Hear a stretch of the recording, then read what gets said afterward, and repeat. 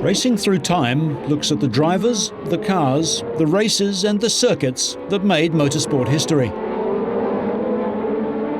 Scotland's Jim Clark was the racing professional of the 1960s.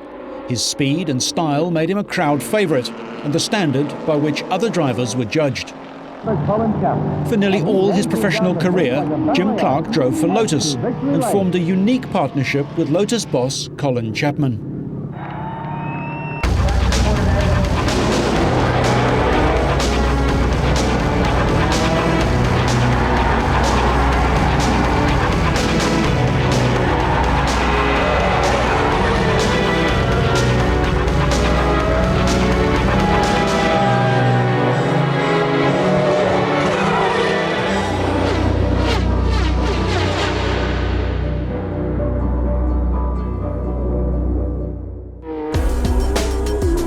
Jim Clark was a winner, breaking Juan Manuel Fangio's record for Grand Prix victories in his very last World Championship race.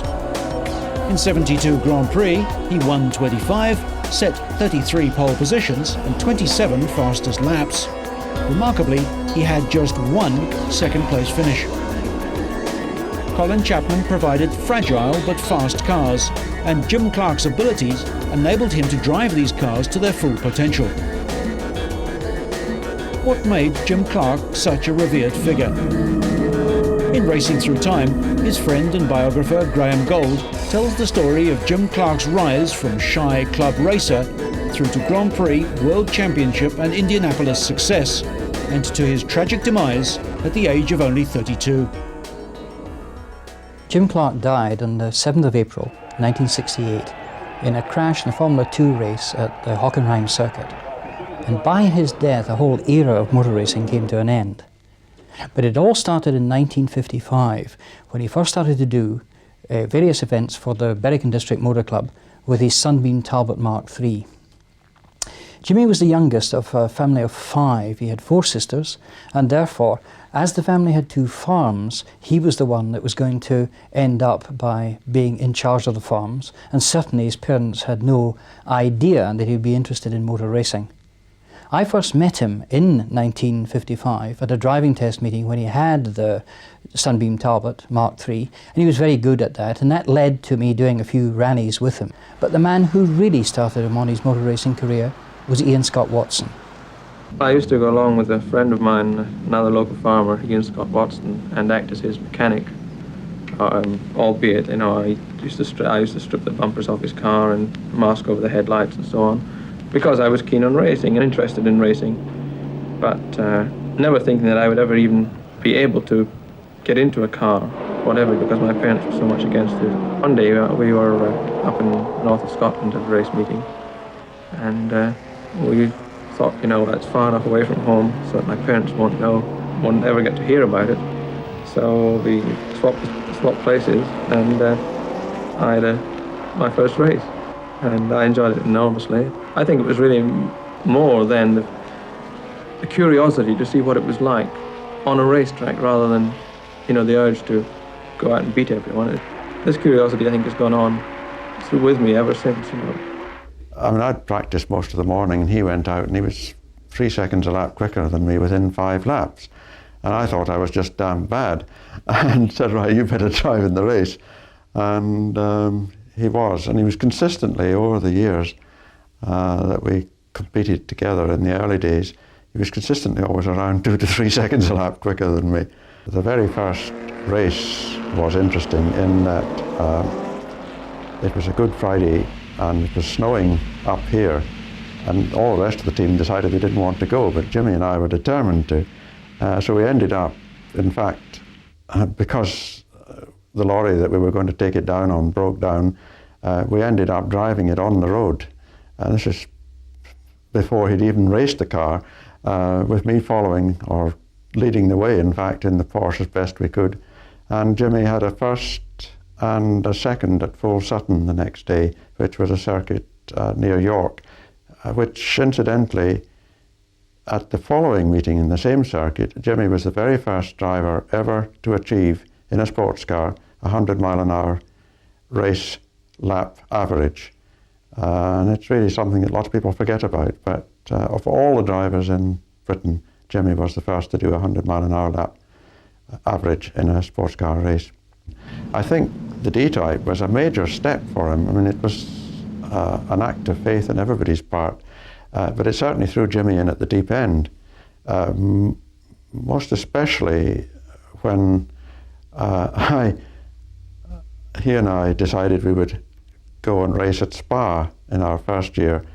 And very sadly, Archie Scott Brown, in another Lister Jaguar, right in front of Jimmy, had a bad accident and was killed. Well, I had been at school with Archie Scott Brown, and we knew Jimmy and I, and we knew him quite well, and it nearly put fate to Jim's career there and then, but you know, he got over it and carried on. Ian Scott Watson had planned for him to run in a Formula 2 Lotus for the 1960 season. In actual fact, his first single-seater drive was in a Gemini Formula Junior car in the 1959 Boxing Day Brands Hatch meeting.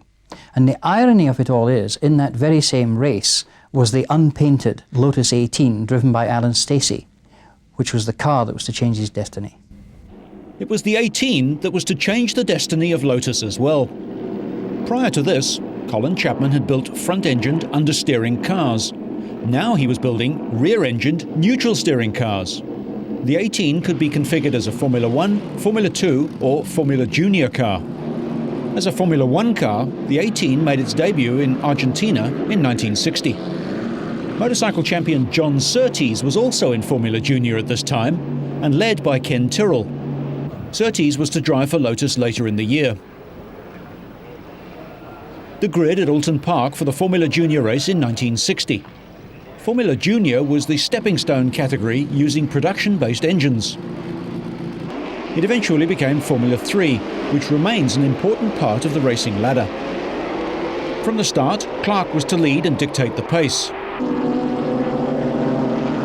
Behind him, Peter Arundel, who would later join him in the Lotus Formula 1 team.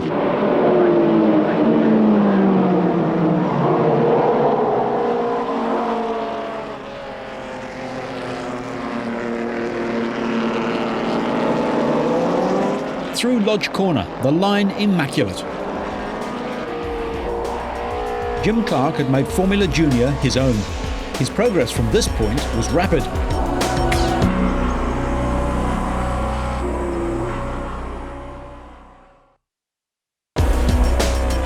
His first Grand Prix was in Holland at Zandvoort in 1960, when he joined Innes Ireland and Alan Stacey with a 2.5-litre Coventry Climax engine version of the Lotus 18.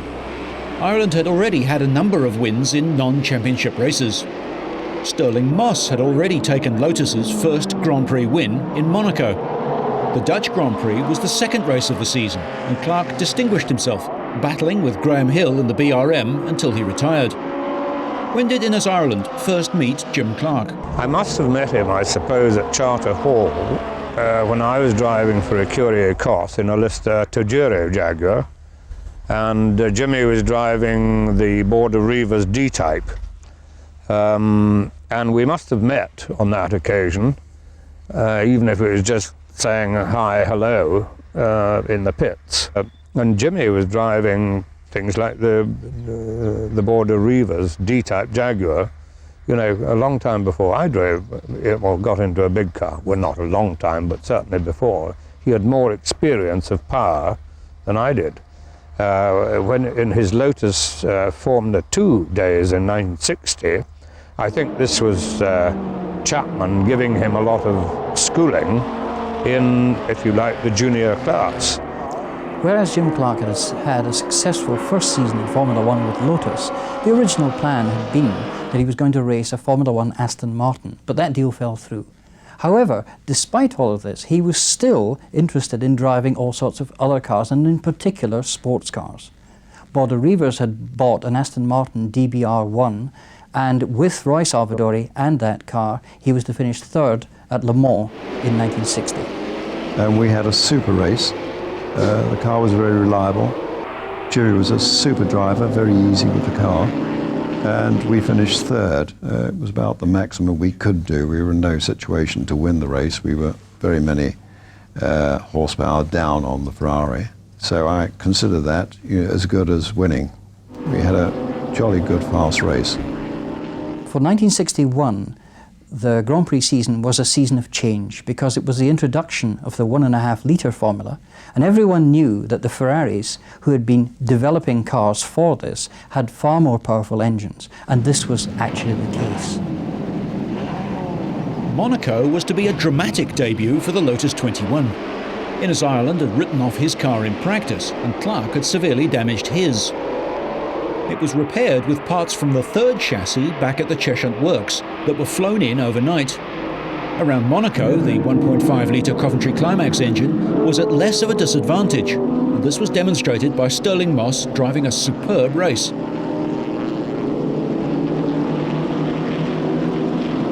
Clark didn't really show well here in and among the Ferraris and BRMs. Through the 1961 season, the Lotus 21 was to prove a very quick car among the four-cylinder brigade.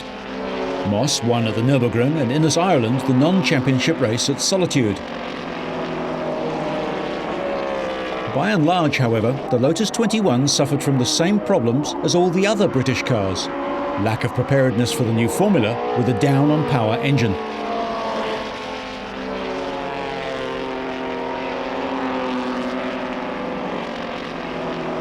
Stirling Moss and the Lotus win at Monaco, his second last Grand Prix victory. Clark finished 10th. Jim Clark drove his patched-up chassis through the season to the Italian Grand Prix at Monza. Throughout the season, Clark had to try and rush to keep up with the Ferraris. He did a lot of slipstreaming, and sadly, it was because of that slipstreaming that we were to see the first great tragedy in his life. That took place at the Italian Grand Prix at Monza, when he had a very good start and was amongst 2 of the 4 Works Ferraris. Behind him was von Trips, the German driver, a man who looked as though he was going to become a world champion that year. Von Trips followed him. Von Trips went past him on the Vialone curve and unfortunately didn't realise that Clark was running in his slipstream. When we got to the end of the straight, Clark was then alongside trying to outbrake von Trips, and obviously von Trips didn't see him. Pulled over, the 2 cars touched, and the rest, of course, was history. While Clark was unhurt, von Trips and 14 spectators died in the horrific accident. At the end of the 1961 season, Clark again returned to one of his early loves, and that was sports car racing, though this time he was racing a sports car with a roof. This was the Aston Martin DB4 Zagato, and anyone who was at Goodwood on that day will come away with memories of this Zagato being literally hurled round the track, chasing after all the various Ferraris and the other cars in that particular event. The 2 Zagato Aston Martins were supposedly lighter than the production version and quicker than the DB4 GT.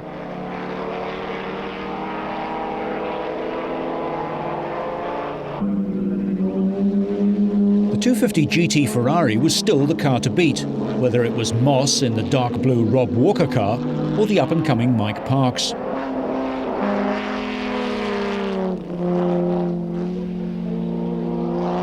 The Astons went on to finish 3rd and 4th, Clark and Salvadori behind the Ferraris.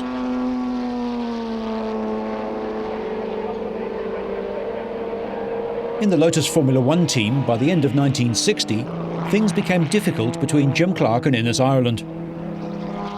In 1961, there was no number 1 and number 2. We were both equal. I never had a preference of cars or equipment. I won quite a number of Formula One races that year. Sadly, only Watkins Glen counted for the championship.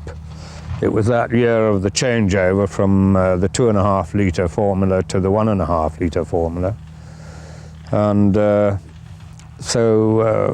yes, I came out of the season ahead of Jimmy. Within 2 weeks of winning the Grand Prix at Watkins Glen, I was fired. I felt that Jimmy had had something to do with it, of me being chucked out of the team. I had seen in the last few months of being in the team quite often Jimmy and Chapman in little huddles, and when I would, appear, then they stopped talking and, that sort of thing.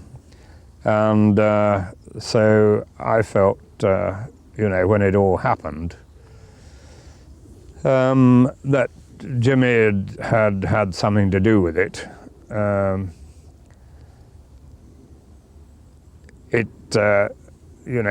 People will argue that point, I suppose, ad infinitum. But put it this way, certainly Jimmy didn't do anything to help me stay in the team as an equal number one, put it that way. The 1962 Dutch Grand Prix at Zandvoort was to prove another milestone in Lotus history. Colin Chapman introduced the monocoque Lotus 25 with a V8 1.5-litre Coventry Climax. This was to the surprise of customers who purchased the space frame Lotus 24. Clark dominated the early stages of the race, only to slow and finish 9th. The winner was Clark's new rival, Graham Hill, in the BRM. Clark limped home at the end of the race, but it became a season-long battle between the two. At Spa-Francorchamps in Belgium, a circuit that Clark thoroughly disliked, he excelled. The parade of drivers before the start, and Clark looking relaxed. The original Spa-Francorchamps was difficult and dangerous. Clark took the first few laps very carefully indeed. Pacing himself, he soon took the lead.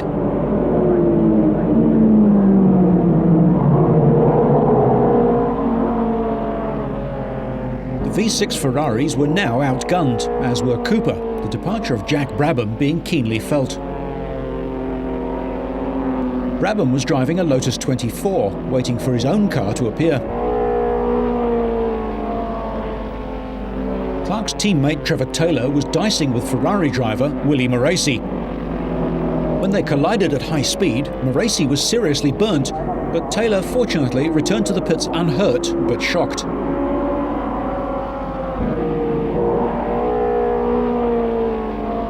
This was to be the first of 4 victories at Spa for Jim Clark. The season reached its final race at the end of December at the East London circuit in South Africa. Graham Hill or Jim Clark could win the championship. Before the race, Clark was relaxed as he talked to his friends. An amiable grin from Bruce McLaren. Graham Hill and BRM engineer Tony Rudd. The beachside East London circuit used parts of public roads and offered long straights and tight turns. BRM's second driver, Richie Ginther.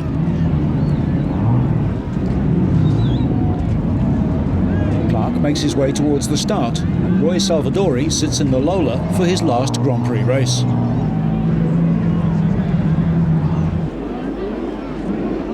From the start, Clark was to lead the early laps. For BRM, it looked as if the championship was over, as by an ever-increasing margin, the Lotus led the BRM. Bruce McLaren was holding gamely onto third place in the Cooper. As the race wore on, Graham Hill was chasing in second. BRM boss Sir Alfred Owen watches anxiously.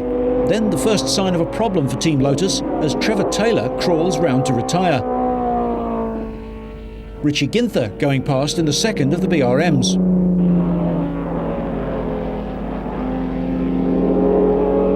Roy Salvadori retires and Trevor Taylor watches anxiously from the pits. His anxiety was due to the fact that Clark's car had started to trail smoke. A bearded Sterling Moss waits in pit lane, and soon it's obvious to everyone that the Lotus is out of the race.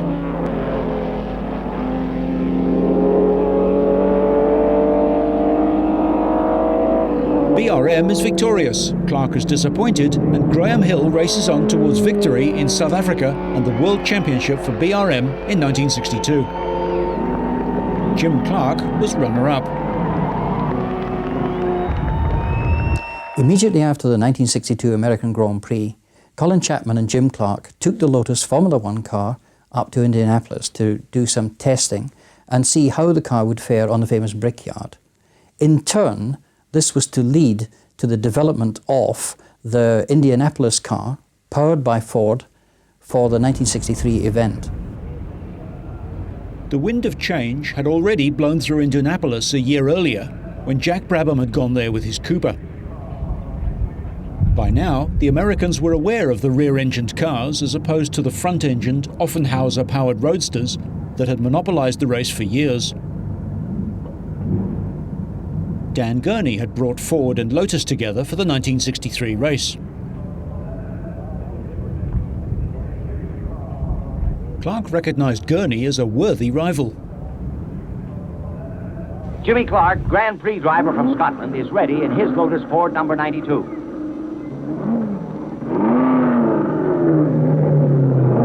The green flag is out, and Jimmy takes it.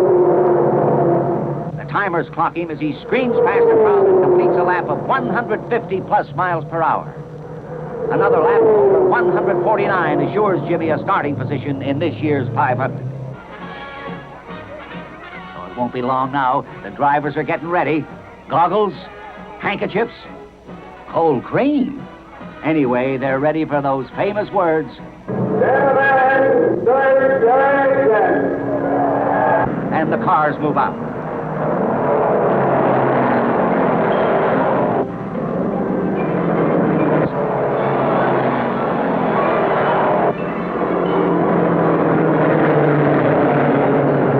Pace car pulls out, and they're off.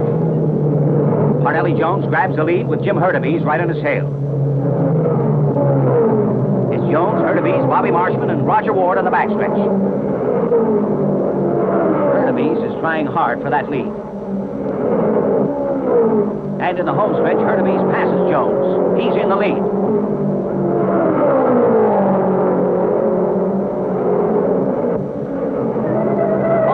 In trouble. It's Bud Tingelstad in car 54. He's okay. Jones is in for his first pit stop. McCluskey grabs the lead with Clark and Gurney close behind.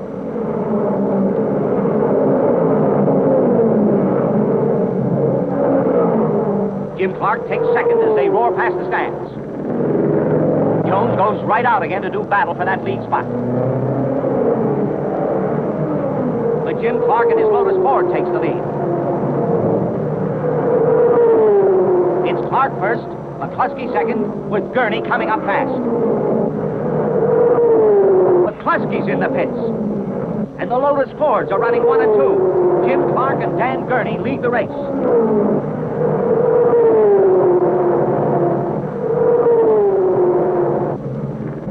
It's now the 96th lap. Clark goes in for tires and gas. Uh-oh, he stopped short of the hydraulic platform and they have to push him on. That could be expensive. Jim has been leading for 28 laps, and that's a great record for a rookie driver and a rookie car. The car is real lightweight and easy on tires. This change should last the rest of the race.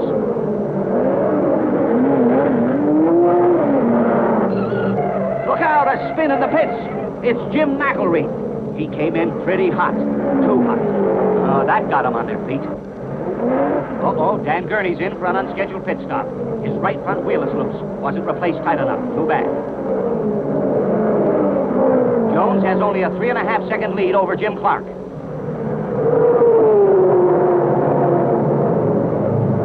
Looks like the action has moved to the stands. It's Colin Chapman. He's detected oil leaking from Jones' car and is a bit unhappy. Now there's a real rhubarb. The question whether or not to black flag Jones. But the decision keeps Jones in the race. The end is near and it's still Jones. Can Jimmy Clark catch him? Roger McCluskey's running third. Here's the white flag. One more lap to go.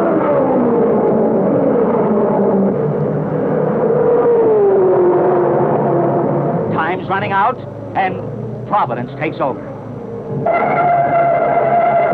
Oh, no, McCluskey's spinning. It's the last lap, and he had third place sewed up.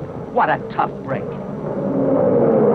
The checkered flag is out, and Parnelli Jones wins the race. Jim Clark in the Lotus Ford takes second. And here he comes, the winner, heading for victory lane, the man himself, Parnelli Jones, a deserving winner. The 1963 Grand Prix season was a different story, as the Coventry Climax engine now had the measure of the BRM.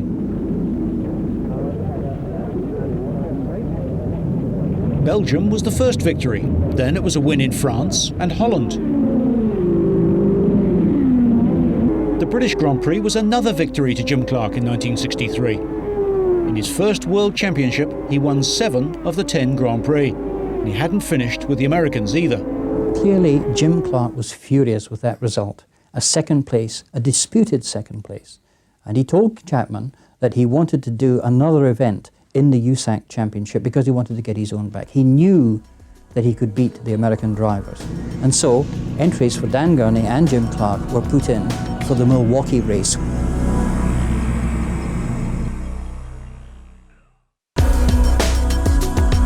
Milwaukee was Heartland USAC Short Track Speedway, the sort of racing that had grown out of fairground dirt track racing.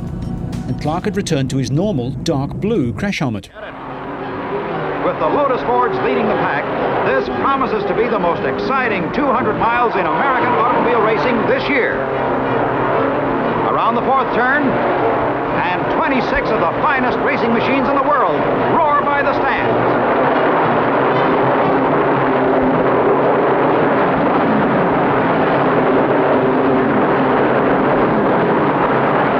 Into a quick lead, with Gurney holding second. It looks like the Lotus Fords plan to start in front and stay in front all the way. Right from the start, Clark sets a record-shattering pace. He covers the first mile at 104.806 miles an hour. This is one race the crowd will never forget.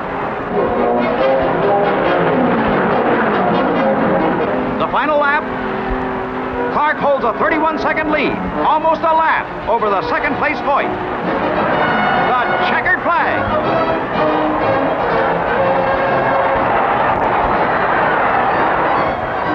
Voigt parades by the stand.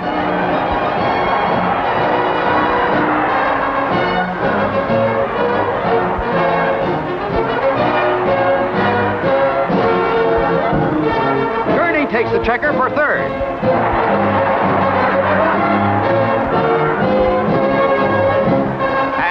The winning combination, number 92 Lotus Ford, and the pilot, Jim Clark. He ran the Offies right into the ground. I remember very well the first race of the 1964 season at Snetterton. It was very, very wet, and with Jim Clark and other drivers, I had an arrangement that if I was photographing the cars out on the circuit, and I wanted to get a lift back to the paddock, on the last lap, I would point at the driver and thumb a lift. And this I did at this race. Remember, it was pouring rain. Clark drove one of his finest races and finished second to Jack Brabham in the Galaxy. Clark stopped, and I got in the car, and he was literally bubbling with enthusiasm and saying things such as, "Did you see that? Isn't that fantastic?" At this, he arrived at the S's at Snetterton with myself hanging on grimly inside. And he said, "Watch this."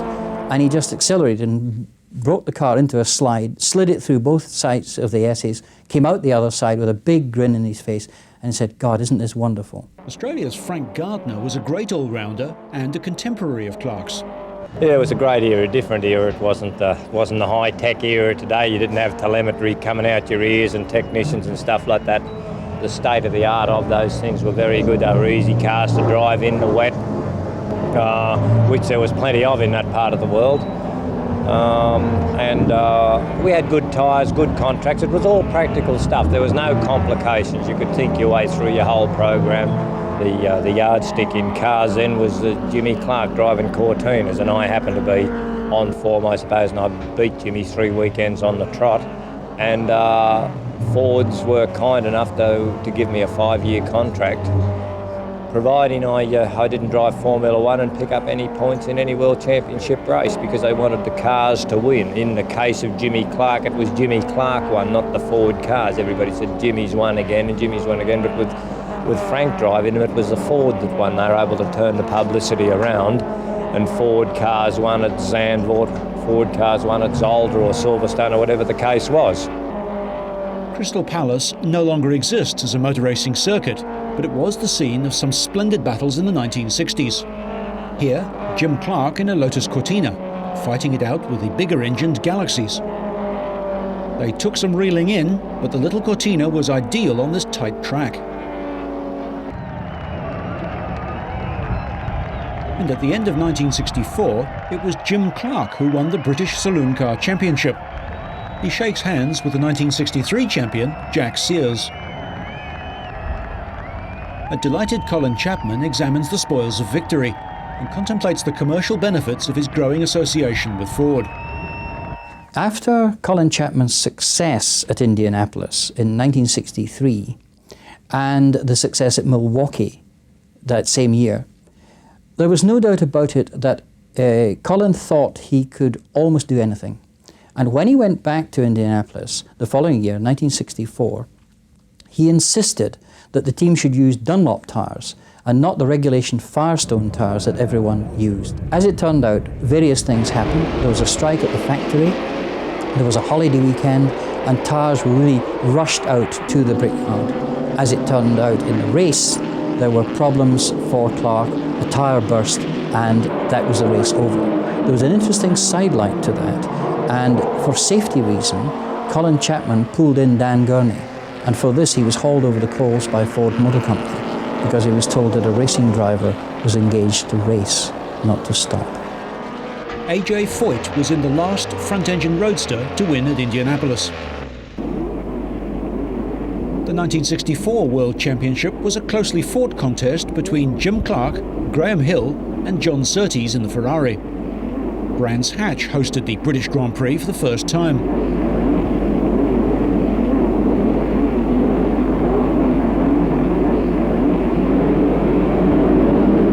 The Union flag falls, and it's a tremendous start by Clark. A shunt on the line eliminated Frank Gardner.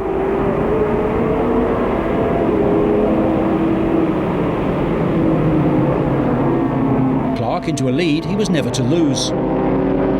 Down into what is now known as Graham Hill Bend, into Surtees Corner, and onto the far side of the circuit.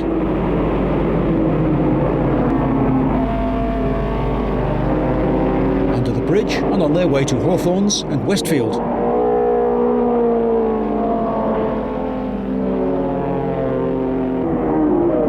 Dan Gurney with a problem into the pits in the special longer Brabham, built to accommodate the tall American. Clark leads, followed by Hill. John Surtees with a Ferrari in third place, Jack Brabham in fourth. Clark able to keep the BRM and Graham Hill at bay. Hill dropping a little further behind with brake problems.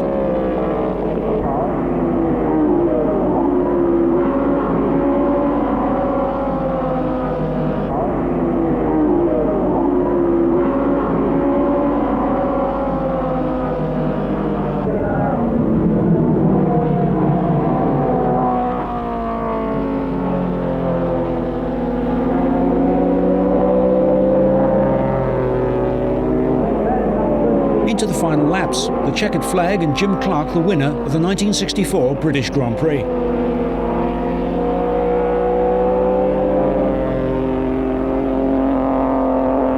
With wins in the Dutch and Belgian Grand Prix, Clark had a title chance, and it was down to the final race in Mexico City.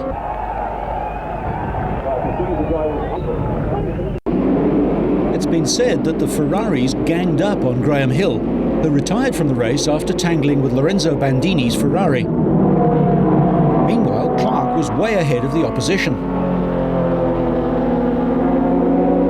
Hill retires, the damage to the BRM obvious.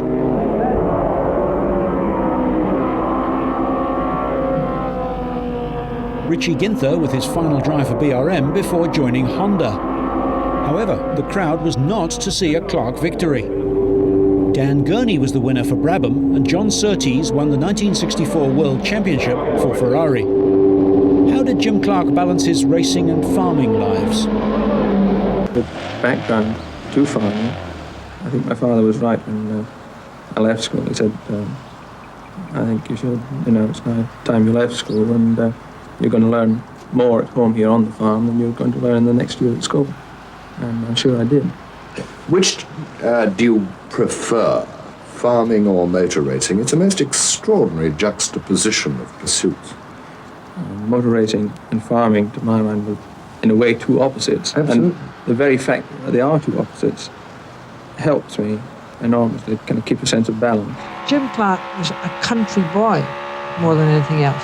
He certainly wasn't dynamic in any of his areas outside of driving a racing car. If you were to go back to the people who helped him in those days and who handled him, I mean, they really felt as if they were looking after him rather than managing his affairs. And yet it all changed and when he stepped into the race car or down to the racetrack. And then he became the man. After the debacle in 1964, there was a certain coolness between Ford Motor Company and Colin Chapman. And their team manager came over to discuss with Colin what was going to be done about the 1965 Indianapolis race. He laid down certain terms and eventually Colin Chapman agreed to them and he made separate arrangements with Jimmy Clark. And as we all know, the car was prepared properly. They went out seriously to win at Indianapolis. And the result was actually almost a foregone conclusion before the start. Right from the start, Clark, Chapman and Ford were able to achieve their ambition. The pace car pulls into the pit, and the race is on!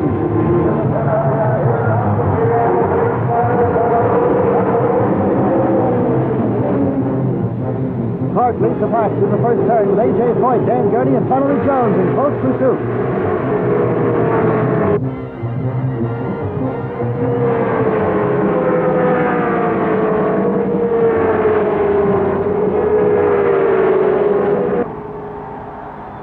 Clark fans shout with excitement. The Flying Scot has passed Foyt to take back the lead. There's trouble in turn 3. Lloyd Ruby pits to replace tires flattened by the skid and returns to the race.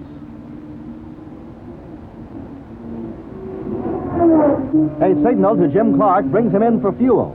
His crew of pit stop specialists, recruited from American stock car racing, have him rolling toward the track again in a fantastic time of 17 seconds.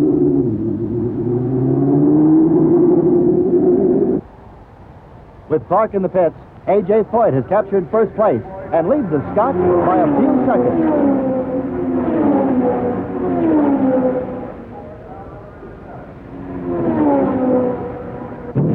Jim McElreath nearly picks up a passenger when his engine stalls. Foyt coasts into the pits, out of fuel and his engine stops. His crew refuels him and restarts the engine, but the long stop costs him dearly. Clark is far in the lead when Foyt returns to the track.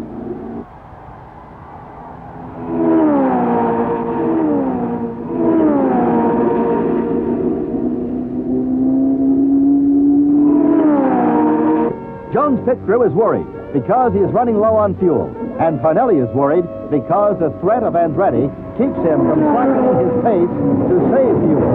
A pit stop will surely cost him second place and $25,000. But if he runs out of gas before finishing, he loses everything.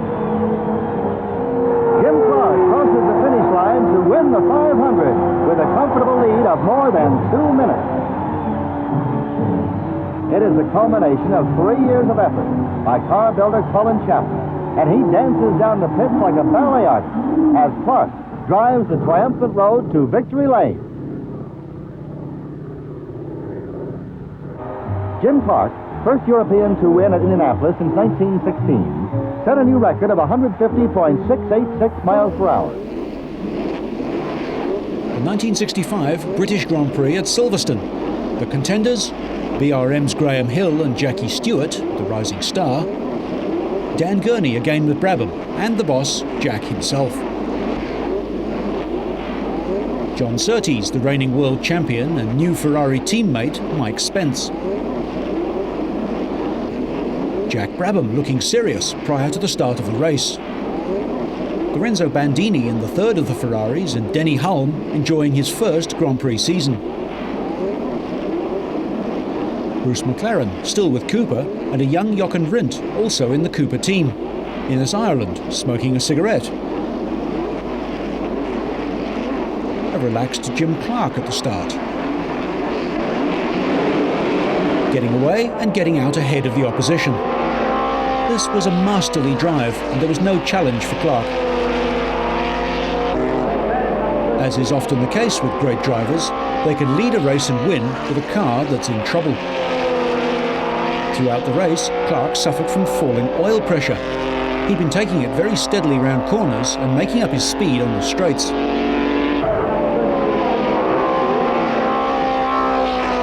This was the latest version of the 1.5-litre Coventry Climax engine, and note the difference in the exhaust positions.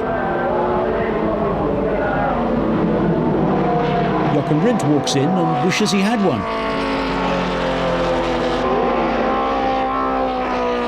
The victory lap on the back of the Silverstone trailer. There were 6 Grand Prix victories for Jim Clark in 1965 and his second World Championship. The formula changed in 1966 to a 3-litre formula. But the problem for Jim Clark was that Coventry Climax didn't have a 3-litre engine. However, Jack Brabham did, and therefore it was no surprise that Brabham was to have a very successful season and become world champion. But for Clark, it was the 2-litre and then later the 2.1-litre Coventry Climax engine that had to make do. Added to that, Coventry Climax announced the fact that they were going to withdraw from racing at the end of the season.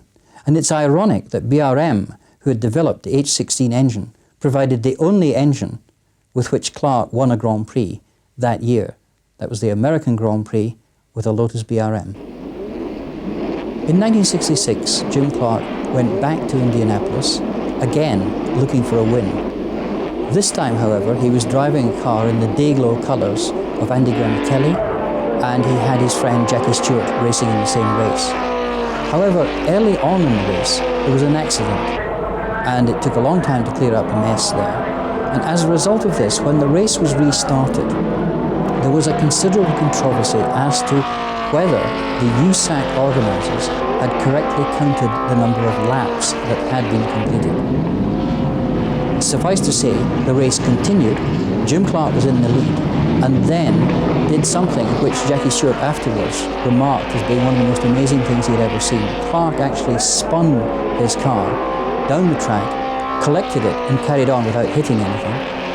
But it was Graham Hill who actually crossed the line first, and Graham Hill became the 1966 Indianapolis winner. However, for a long time afterwards, an argument raged as to whether Jim Clark had actually won his second Indianapolis. No one was prepared to admit it one way or the other, and so Graham Hill was the winner. The 1967 season was to see the next revolution, and it was a revolution, sadly, that Jim Clark was really only going to taste in the beginning.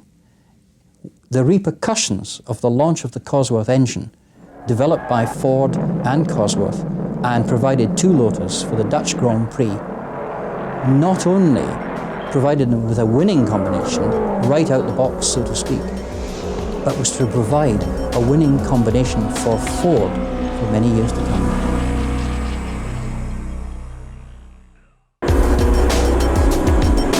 The most successful Grand Prix engine of all time made its debut carrying Lotus and Jim Clark to victory in the Dutch Grand Prix at Zandvoort. Suddenly, the big V12 Cooper Maserati, the Ferraris and the H16 BRM were finding themselves down on power. What the Lotus Fords couldn't match, though, was the Repco Brabham's reliability and consistency. In the early stages of development, the car was troublesome with numerous suspension failures, and the power came on in one huge bang, making them difficult to drive.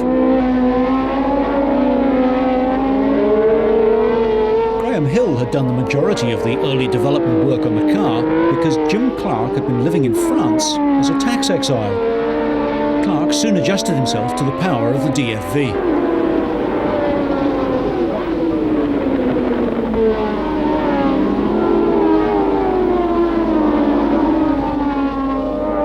Out of the pits in Belgium, Clark indicates his intention.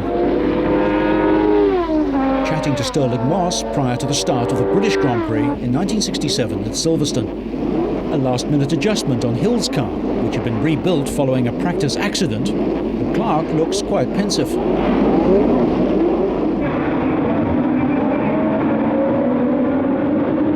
flag falls, and away go the Lotus duo. Hill could have won. Having dogged the wheel tracks of Clark during the early stages, he took over the lead, only to retire later in the race.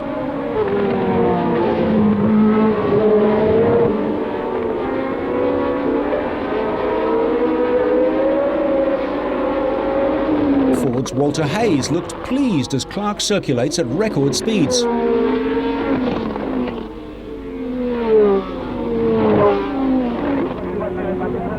Out goes the flag for the second Cosworth victory.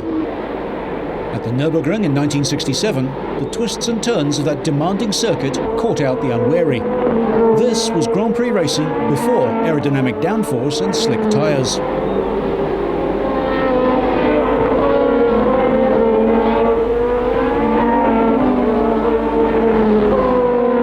The ring was the greatest challenge for a racing driver. The bumps were smoothed down in later years, but in 1967 they were too much for the Lotus, which suffered a rear suspension failure.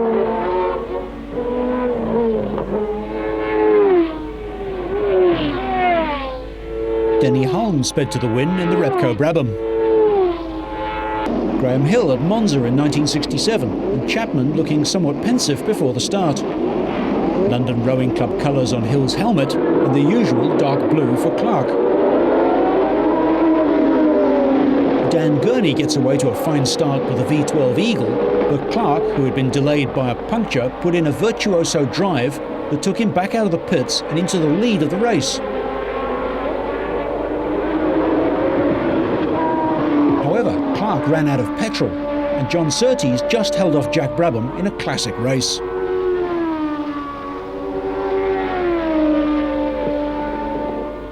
Anxious faces in the pits as Clark loses the race.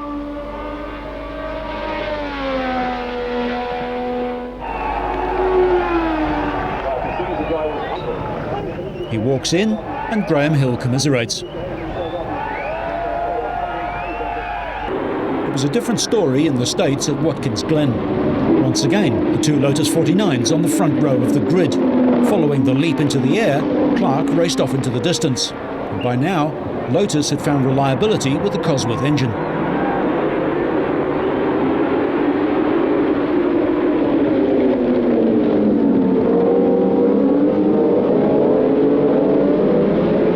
Hill's major advantage at this stage was that because he lived in Britain, he was able to develop the car, whereas Clark, living in France, only drove the car at race meetings.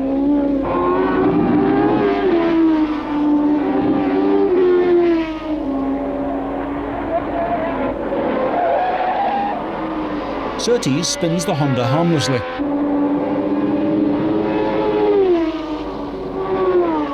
With Hill's suspension again playing up towards the end of the race, it was an easy victory for Clark, and they finished first and second.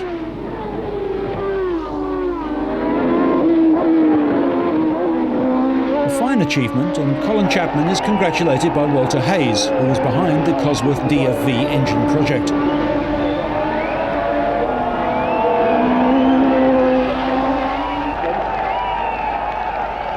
Jim Clark goes to the presentation.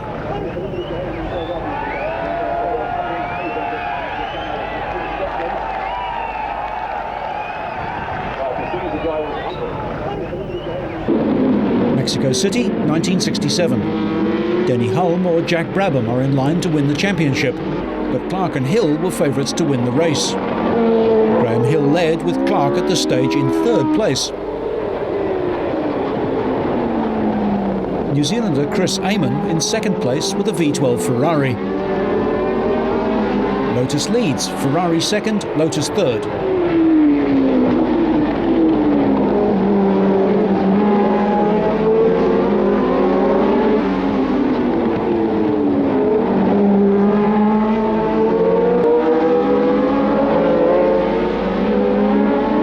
The final stages of the race, and Clark beginning to make his presence felt. closing up the gap a little on the Ferrari.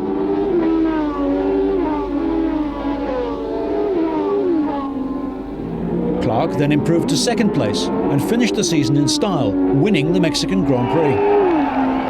Jim Clark congratulates the 1967 world champion, Denny Hulme, as they share the laurels. Prior to the 1968 season starting, Jim Clark was really on top of the world.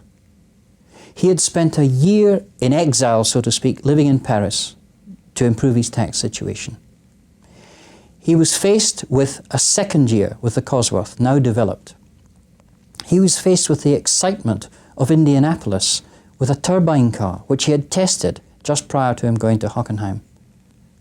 And then there was the matter of the Formula 2 season. Now, a lot has been said about Jim Clark and that particular season, but it is absolutely true. He had signed a contract with Colin Chapman to do the Formula 2 championship that year. In the first round of that championship, he had been nudged by Jackie Ickx, his Ferrari, and he was put out the race in Barcelona.